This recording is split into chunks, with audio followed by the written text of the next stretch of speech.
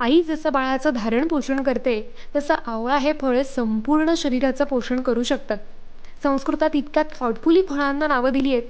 आवळ्याला म्हणतात धात्री, ज्याचा अर्थच असा आहे जी धारण पोषण करते ती. आजीबाईच्या बटव्यातलं हे मिश्रण म्हणजे चवीला आणि तब्येतीला उत्तमच. आवळा, सुंठ आणि सैंधव, सोबतीला गरम पाणी. डिटेल्स कॅप्शनमध्ये. आत्ता आपण पाहिलेलं एक साधं मिश्रण हे इतकं उत्तम कार्मिनेटिव्ह आहे, म्हणजे पोटातले गॅसेस कमी करतं. सर्वात जास्त तक्रारी यांच्या असतात ना, की खूप सतत ढेकरं येत राहतात.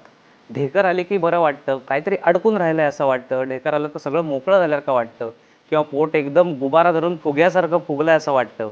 अशा तक्रारींमध्ये हे जेवायच्या आधी गरम पाण्याबरोबर घेऊन बघा. उत्तम तुम्हाला रिझल्ट्स मिळतील आणि हे रोज घ्यायलाही काही हरकत नाहीये. आवळा, सुंठ आणि सैंधव हे तीनही इतके साधे आहारीय घटक आहेत की तुम्ही रोजच्या आहारामध्ये सुद्धा याचा वापर करू शकता.